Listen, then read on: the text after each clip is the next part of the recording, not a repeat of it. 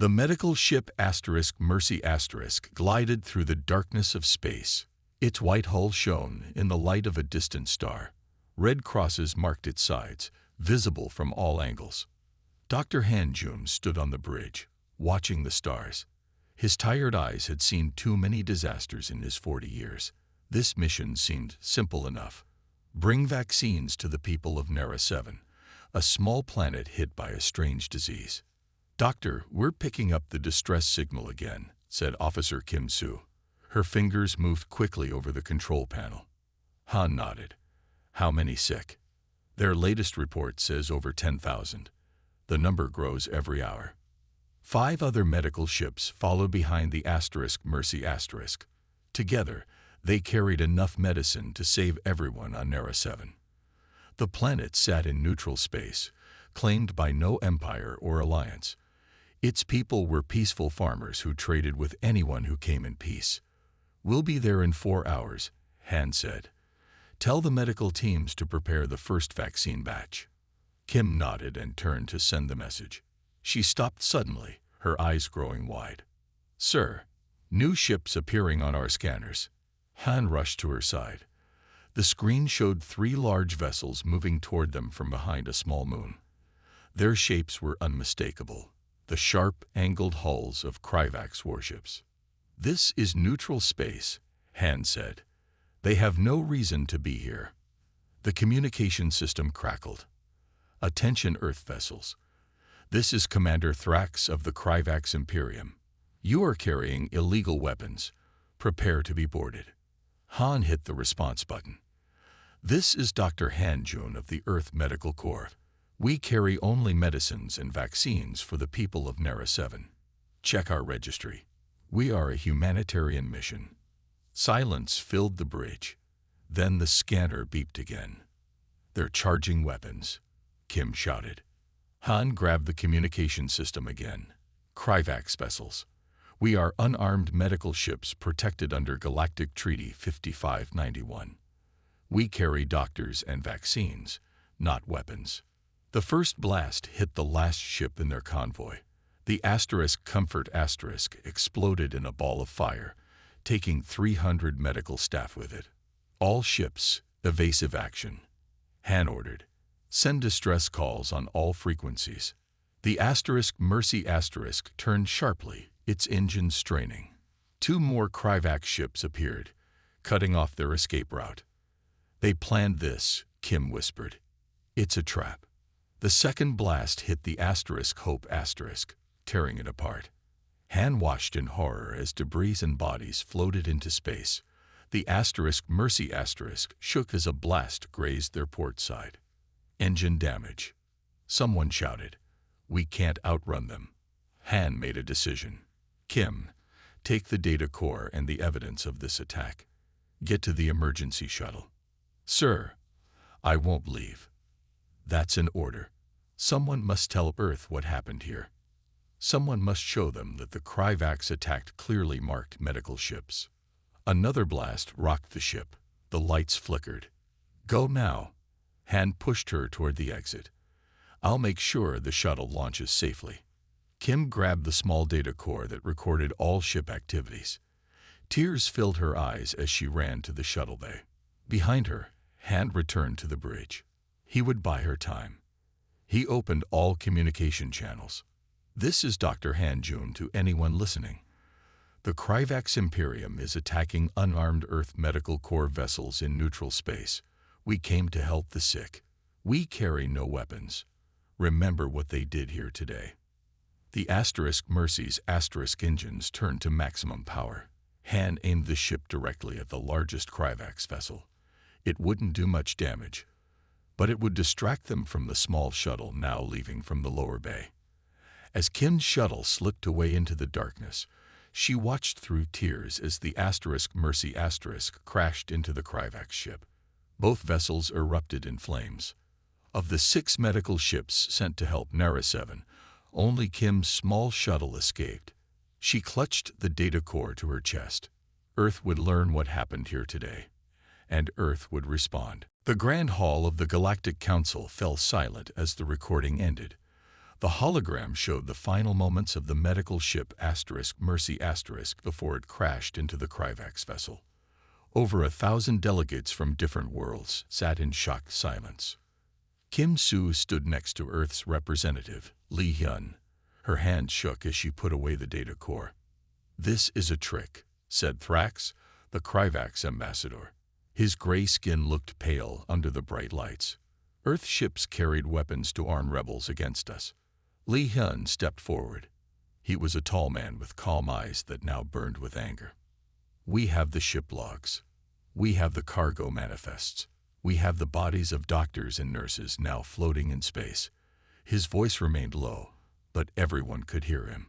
"The ships carried vaccines for a plague on Nera 7. Nothing more." An alien with blue skin and 4 arms spoke next. "The markings on these ships are clear.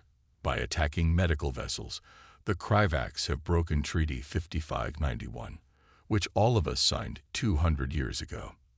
Murmurs filled the hall. The treaty protected medical ships of all species. It was one of the few laws that all space-faring races followed. "If we did this," Thrax said, not sounding very sure now, "it was a mistake. Perhaps our scanners showed weapons." "Your scanners showed exactly what was there," Kim interrupted. She stepped forward. "I was on the bridge of the Mercy. You called us by name. You knew we were medical court. You fired anyway." The council leader, a tall being with skin like tree bark, raised her hand for quiet. "This council must decide how to respond to this violation. The attack on medical ships is forbidden by our oldest laws." A small round alien near the back spoke up. "And what will the council do?" "Send angry messages. The Kryvax have the 3rd largest fleet in the galaxy. We cannot fight them." More voices joined in agreement. The Kryvax were powerful. Many races feared them. Lee Hyun watched this with growing anger. He leaned close to Kim. "They're afraid. They won't help us." Kim looked at the aliens arguing among themselves. "So the deaths of our people go unpunished. Dr. Han died for nothing." "Earth will respond," Lee said quietly, "with or without the council." The debate lasted for hours. In the end, the council agreed to send a formal protest to the Kryvax government. Nothing more. No sanctions. No punishment. As Kim and Lee left the council chamber, a message reached them from Earth. The Global Defense Council wanted them to return immediately. On their ship, Lee stared out at the stars. They killed over 800 medical personnel, doctors, nurses, people who had sworn to help others. Kim nodded. "And the council does nothing. The council has rules, procedures." Lee's voice was bitter. "But Earth has something else." "What?" "People who don't follow rules. People who know how to hurt an enemy without starting a war." Lee turned to her. "The Defense Council is considering options that the Galactic Council would never approve." Kim thought of Dr. Han, of the ships exploding in silent space, of bodies drifting among the stars. "Whatever it takes," she said. "The Kryvax must learn that humans are not to be attacked without consequences." Their ship accelerated toward Earth, leaving the Galactic Council behind. As they traveled, news spread across human colonies. Anger grew. Protests erupted outside Kryvax trading posts. Human ships refused to transport Kryvax goods. And deep beneath the surface of Earth, in a facility few knew existed, guards prepared to wake 5 special prisoners from cryo-sleep. Earth would not send warships. Earth would not declare war. Earth would send something much worse. The room was deep underground. 20 men and women sat around a large table. They were the Global Defense Council, the people who protected Earth and all human colonies. Admiral Park Jin stood at the head of the table. His uniform was crisp, his face stern. On the wall behind him, images of the destroyed medical ships played in a loop. "The Galactic Council has failed us," he said. "They fear the Kryvax too much to act." General Yoon, head of Earth's army, slammed her fist on the table. "Then we should act. Send our fleet to their homeworld. Show them humans will not be attacked without a response." Several council members nodded in agreement. A direct attack would start a war we might not win, said Director Ryu of Intelligence. The Kryvax have more ships, more soldiers. So we do nothing, asked General Yoon. Let them kill our doctors without punishment. Kim Soo sat quietly at the far end of the table. She had been invited to speak about what she saw. Now she listened as Earth's leaders argued about how to respond. Admiral Park raised his hand for silence. There is another option, one that will hurt the Kryvax without starting a full war. The room grew quiet. We have people with special skills, people we keep locked away because what they can do is too dangerous for normal society. Director Ryu frowned. You mean the black site prisoners, the war criminals? Park nodded. 5 of them have skills that would be perfect for this mission. Those people are in prison for good reasons, said Minister Lee, the oldest person in the room. They broke laws. They killed people. They are also the best at what they do, Park replied. And what they do is destroy enemies from within. Kim listened carefully. She had heard rumors about these prisoners. People so dangerous they were kept in special cells deep underground. Park touched a screen, and 5 faces appeared on the wall. Choi Da, expert in psychological warfare. He can turn a species against itself. The screen showed a middle-aged man with cold eyes. Song Min, master of biological systems. She can create nanites that destroy from within. A woman with short hair and a small smile appeared next. Moon Ji, infiltration specialist. She can become anyone, enter anywhere. The third face was hard to remember, somehow plain yet striking. Kang Ho, weapons designer. His creations are banned in 17 star systems. The fourth person looked young, almost like a student. And Ba Sun, tactical genius. She plans attacks no one expects, and no one can stop. The final face was that of an older woman with eyes that seemed to see everything. Together, they can tear the Kryvax Imperium apart from the inside. No armies, no fleets, just 5 people with the right skills, and no rules to follow. The room erupted in argument. Some council members shouted that using these criminals would make Earth no better than the Kryvax. Others said it was the only way to get justice. Kim Soo stood up. The room fell silent. I watched good people die, she said quietly. I saw the Kryvax destroy ships marked with the Red Cross. They knew what they were firing at. They did not care. She looked at each council member. If you will not send ships, then send these 5. Let the Kryvax learn that attacking humans brings consequences. Admiral Park nodded. We will offer them a deal. If they complete this mission, they earn their freedom.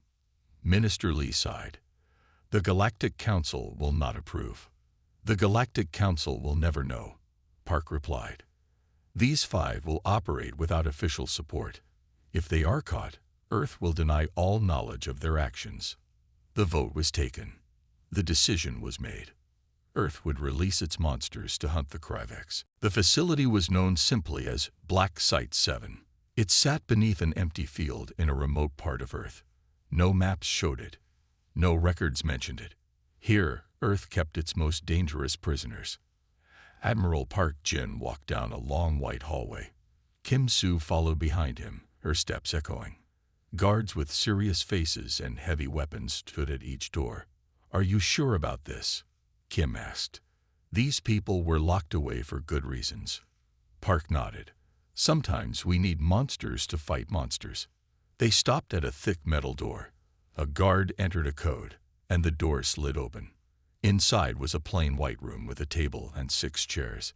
5 of the chairs were already filled. Choi Da sat perfectly still, his hands folded. He was older, with gray hair and calm eyes that missed nothing. Once, he had turned an entire alien colony against itself using only carefully planted rumors and false messages. Beside him, Song Min tapped her fingers on the table. She looked bored. Her work with nanites had killed thousands on a space station when an experiment went wrong. Some said it wasn't an accident. Moon Ji was harder to focus on. Something about her face made it difficult to remember. She could change her appearance, her voice, even the way she moved. She had stolen secrets from 20 different governments before being caught. Kang Ho looked too young to be dangerous. He could have been a college student, but his weapons had broken every rule of war. They caused pain that never stopped, wounds that never healed. Bai Sun was the oldest. Her white hair was cut short, and her eyes were sharp. As a military leader, she had won impossible battles using tactics that horrified even her own soldiers. Admiral Park sat in the last chair. Kim stood behind him. "You know why you're here," Park said. "To be released," said Bai Sun.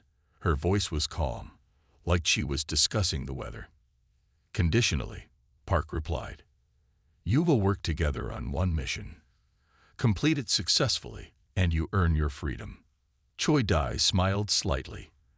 "And what mission is so important that Earth would release its 5 most dangerous prisoners?" Park nodded to Kim, who stepped forward. She played the recording of the medical ships being destroyed. When it ended, the room was silent. "The Kryvax," Song Min said finally. "They attacked your doctors." "They killed over 800 medical personnel," Kim said. Her voice shook slightly. "People who were bringing vaccines to a sick world. And you want revenge," said Kang Ho. He sounded interested now. "We want justice," Park corrected, "but we cannot start a war." "So you want us to punish them," said Moon-jae, "without it being traced back to Earth." Park nodded. "You will have resources, but no official support. If you are caught, Earth will deny all knowledge of your actions." "And you think the 5 of us can hurt an entire empire?" asked Bai Sun. "I know you can," Park replied. "Each of you alone caused enough damage to be locked away forever. Together, you can tear the Kryvax Imperium apart from the inside." The 5 prisoners looked at each other. "Why should we help you?" asked Choi Da. "Because I was there," Kim said. She stepped closer to the table. "I watched good people die. People who spent their lives helping others. The Kryvax killed them without mercy or reason." Silence filled the room again. "Freedom if we succeed," Bai Sun said finally. "What if we fail?" "Then you die in Kryvax space, and the black site records show you died in your cells," Park answered honestly. Moon-jae laughed. "At least he's honest." Bai Sun looked at the others. One by one, they nodded.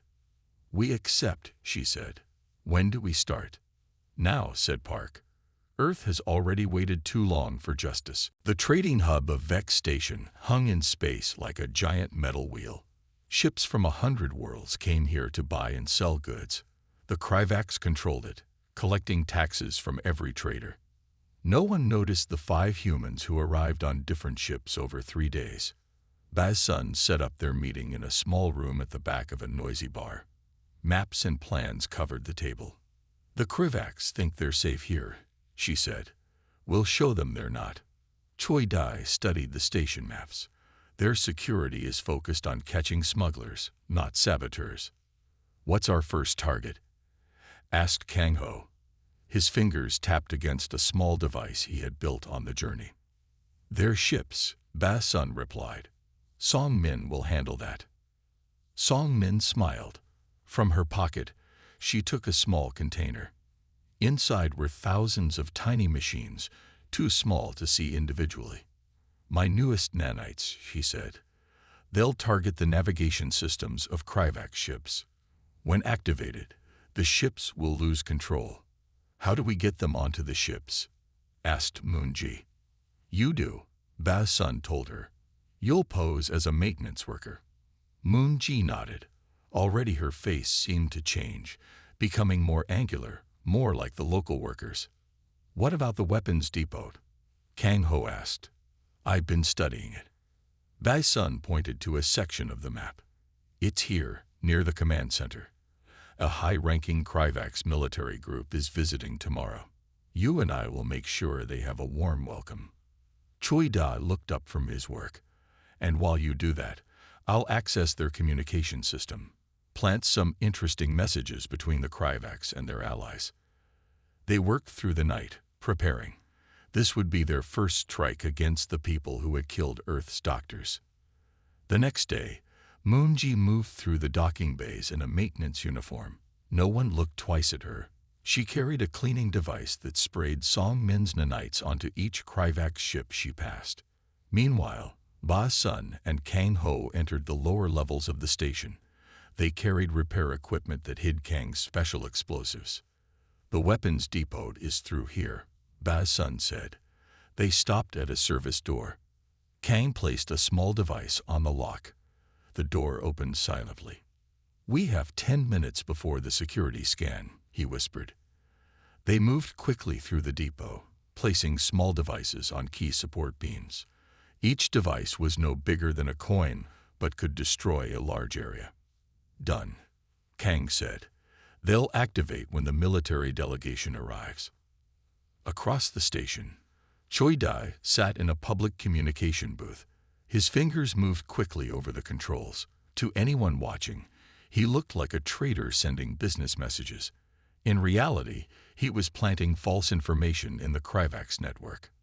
Messages suggesting the Kryvax were planning to betray their allies, orders that were never actually given, reports of attacks that never happened. "Seeds of distrust," he murmured. "Soon they'll grow." 3 hours later, the team met at their ship. It was docked and ready to leave. "Everything is in place," Ba Sun said. "Now we wait." They didn't wait long. As a group of Kryvax military officials entered the weapons depot, Kang's devices activated. The explosion rocked the entire station. Alarms blared. At the same moment, Song Min sent the signal to her nanites. In the docking bays, 6 Kryvax ships suddenly lost navigation control. They drifted into each other, causing more damage and confusion. And through it all, Choi's false messages spread, making the Kryvax suspect their allies. From their ship, now moving away from the station, the 5 humans watched the chaos unfold. "They don't know who hit them," said Moonji. "They will soon enough," Ba Sun replied. "This is just the beginning." As their ship jumped to light speed, the first reports reached Kryvax High Command. Someone had attacked them. Someone would pay. They had no idea that the real attack had already begun, in their computers, in their ships, and in the growing distrust between them and their allies. 2 weeks after the attack on Vex Station, the Kryvax were still looking for the culprits. They suspected rival alien species, exactly as the humans had planned. On the main Kryvax world of Kriv Prime, leaders gathered in a large room to discuss the attacks. "It must be the Zorans," said General Krex, slamming his fist on the table. "They have always wanted our trading routes." "No, it was the Pell Confederation," argued Commander Voss. "Our spies report they are building new weapons." None of them suspected 5 humans working alone. On their small ship, hidden in an asteroid field near Kriv Prime, the team planned their next move. "They're fighting among themselves," said Choida, listening to Kryvax communications. "My false messages are working. They suspect everyone except humans." Dai Sun nodded approvingly. "Now we go bigger. Choi, it's time for your main event." Choi smiled. He had been working day and night on a special project. "I've hacked into their entertainment feeds," he said. "Tonight, every screen on every Kryvax world will show the same thing. Footage of them attacking the Earth medical ships." "Will they believe it?" asked Kang Ho. "They'll have to," Choi replied. "I'm using their own security footage from their ships. They can't deny what their own cameras recorded." Meanwhile, Song Min worked in the small lab they had set up. "My new project is ready too," she said. She held up a vial of clear liquid. "This compound will contaminate their synthetic protein supplies. It won't kill them, but they'll be very sick for days." "How do we deliver it?" asked Ba Sun. Moonji stood up. "Leave that to me. I can infiltrate their main food processing facility. I've been studying their worker routines." Ba Sun looked at each of them. "Good.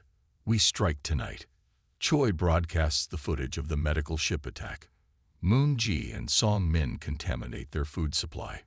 Kang Ho and I will create a diversion at their military headquarters. That night, as millions of Kryvax citizens sat down to watch their regular programs, every screen suddenly showed the same images.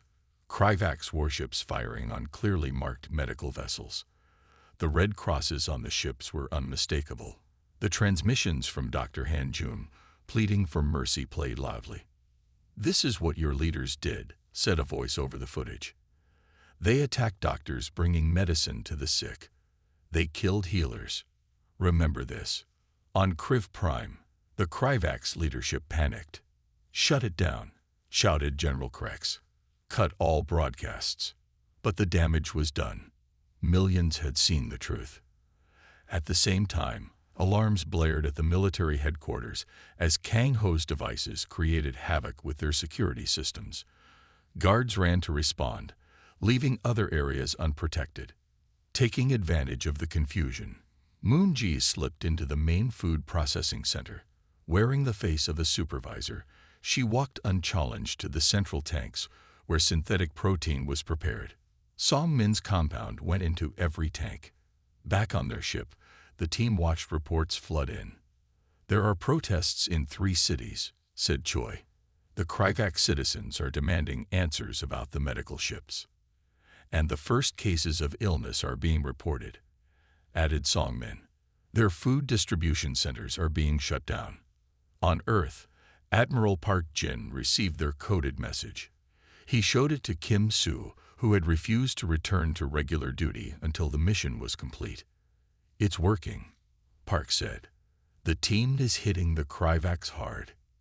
Kim nodded. "But it's not enough. Not yet. Those monsters killed Dr. Han and hundreds like him. They need to feel true pain." "Patience," Park replied. "Ba's son is following a plan. The real pain is still to come." And indeed, on the small ship hidden among the asteroids, Ba's son was already planning the next phase, one that would strike at the very heart of Kryvax power. The Kryvax High Command was in chaos. After weeks of attacks, protests, and growing distrust among their allies, they had finally identified the enemy. Humans. Somehow, humans were behind it all.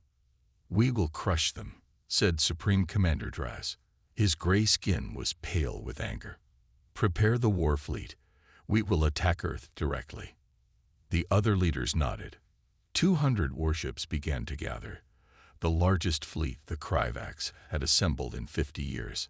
On their ship, now hidden near a small moon, the 5 humans watched these preparations through hacked Kryvax communications.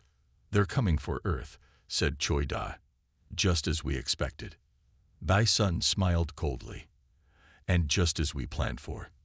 "Kang, are your devices ready?" Kang Ho nodded. During their earlier infiltrations, he had placed special sabotage devices throughout the Kryvax fleet. The devices were dormant, waiting for his signal. "One command, and their weapon systems will fail," he said. "Another command, and their life support will shut down." "What about our people inside their command?" asked Song Min. "Moon Ji and I placed them perfectly," said Ba's son. "When the fleet launches, they'll create enough confusion to delay any response."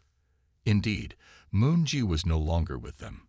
She and Ba's son had infiltrated the Kryvax High Command days earlier. Moon Ji remained there, wearing the face of a Kryvax officer, while Ba's son had returned to the ship. As the Kryvax war fleet prepared to launch, Earth's representative Li Hyun addressed the Galactic Council. Kim Soo stood beside him, her face grave. "We have evidence," Li said, "that the Kryvax have committed war crimes not just against humans, but against 12 other species." He showed records, stolen by Choi Da, of Kryvax attacks on medical ships and civilian stations belonging to many races. "The attack on our medical corps was not their first crime," Li continued. "But with your help, it can be their last." The council members looked at the evidence in shock. Many of these attacks had been blamed on accidents or unknown enemies. Now the truth was clear. One by one, representatives from worlds that had feared the Kryvax stood up. They pledged support to Earth. The balance of power was shifting. In space, the Kryvax fleet began its launch. Supreme Commander Draz stood on the bridge of the flagship. "Set course for Earth," he ordered. "We will teach humans to fear the Kryvax." But as the ships moved into formation, strange things began to happen. On 20 vessels, weapon systems suddenly went offline. On 30 more, engines failed. "What is happening?" Draz demanded. "Sir, we're getting reports of sabotage across the fleet," said an officer. At that moment, the ship's communications officer, who was actually Moon Ji in disguise, sent a series of false orders to different parts of the fleet. Some ships were told to return to base. Others were directed to different targets. Confusion spread through the fleet. Ships moved in different directions. Some nearly collided with each other. On the bridge, Draz realized something was terribly wrong.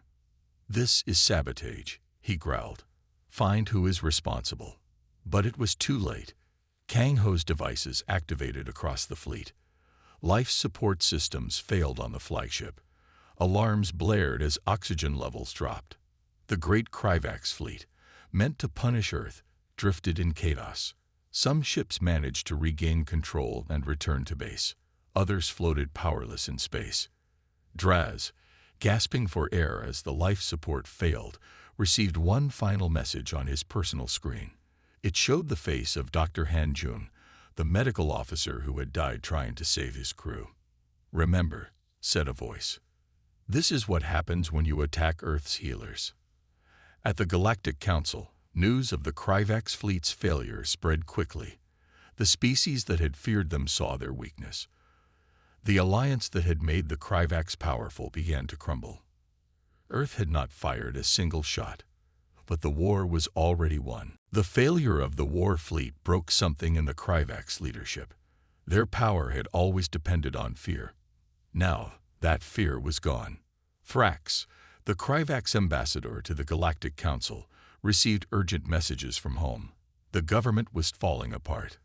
Colonies were declaring independence. Allied species were breaking treaties. "We must stop this," he told his aides. "We need one final action to show our strength." On Earth, Admiral Park Jin received a warning from Moon Ji, still hidden in Kryvax command. "They plan to assassinate the Earth delegation at the Galactic Council," she reported. "Thrax will lead the attack himself." Park contacted Lee Hyun immediately. "You and Kim Soo are in danger. The Kryvax are planning an attack." Lee did not seem worried. "We expected this. Tell the team to proceed with the final phase." The 5 war criminals had prepared for this moment. Ba Sun had created a perfect plan. Choi Da had planted special devices in the council chamber. Kang Ho had built weapons that could pass through security. Song Min had prepared a truth serum that worked on Kryvax biology. And Moon Ji was already on her way to the council, wearing yet another new face. The next day, the council chamber was full. Representatives from 100 worlds gathered to discuss the Kryvax situation. Lee Hyun and Kim Soo sat at the Earth section. Thrax entered with 6 aides. Hidden in their formal clothes were illegal weapons.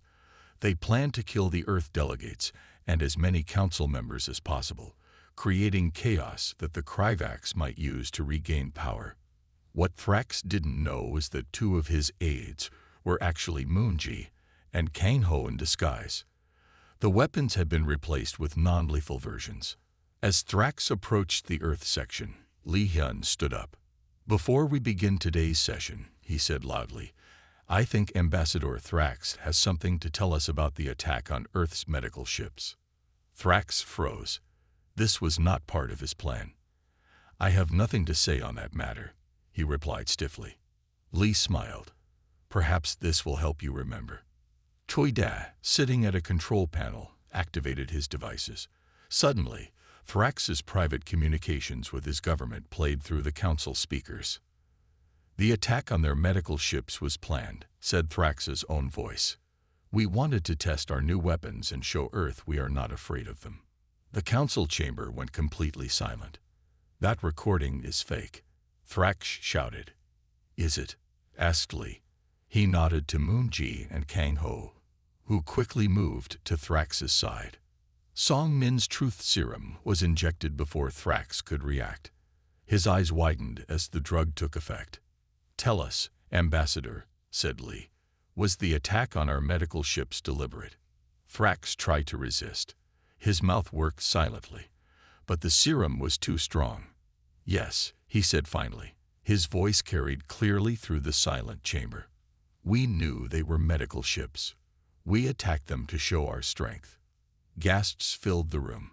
Even species that had worked with the Kryvax for centuries looked shocked. And was this the first time the Kryvax attacked medical or civilian vessels? Lee continued. "No," Thrax admitted, unable to stop himself. "We have done it many times. We blame others. We create false evidence." One by one, representatives stood up. Species that had lost ships, lost people, to mysterious attacks now knew the truth. The council leader raised her hand for silence. "The evidence is clear," she said. "The Kryvax have violated our most sacred laws. They have attacked those who heal and help others. For this, there must be consequences." Thrax looked around wildly.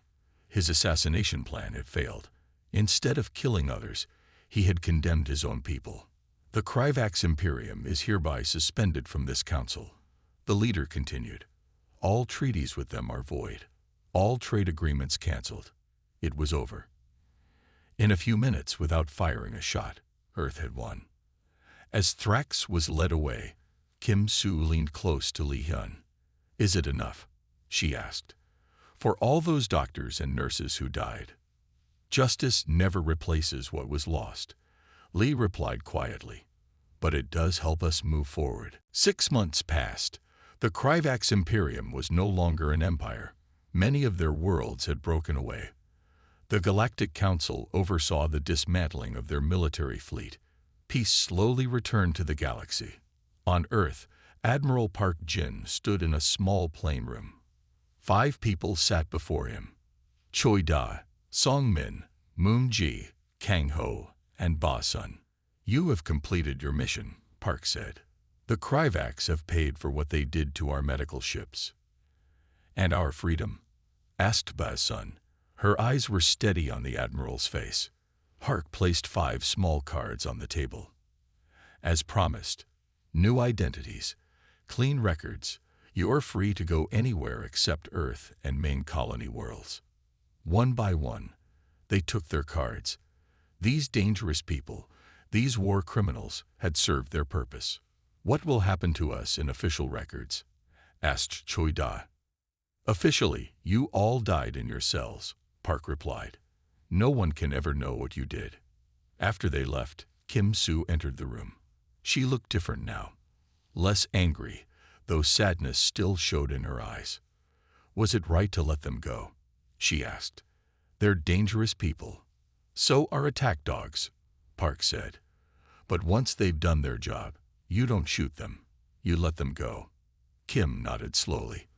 "I have news," she said, "from a prison camp on the former Kryvax homeworld." Park looked up sharply. "What news?" "They found survivors from our medical ships, 23 people who were taken prisoner after the attack." Kim's voice shook slightly. "Dr. Han Jun is among them." The Admiral sat down heavily. "Han is alive." "How?" "The Kryvax took a few prisoners to question about Earth's medical technology. They kept them alive in secret camps." "For the first time in months," Park smiled. "When will they come home?" "Their ship arrives tomorrow," Kim said. "I'll be there to meet them." The next day, Kim stood at the spaceport, watching as the ship landed. Medical teams waited nearby. These survivors would need care after months in a prison camp. The door opened. Thin, tired people walked out slowly, and among them, leaning on a makeshift cane, was Dr. Han Jun. His face was thinner, his hair more gray, but his eyes were the same. "Dr. Han," Kim said, stepping forward. "You're alive." Han looked at her for a long moment. "Officer Kim," he said finally, "you made it out." "I did," she replied, "and I made sure the Kryvax paid for what they did." Later, after the survivors had been taken to hospitals, Admiral Park met with Lee Hyun. The ambassador had just returned from the Galactic Council. "The new treaty was signed today," Lee said. "All species have agreed to stronger protections for medical ships and personnel. Any attack on medical ships is now an attack on all council members." "So some good came from this tragedy," Park said. "More than that," Lee replied. "Earth's standing in the galaxy has changed.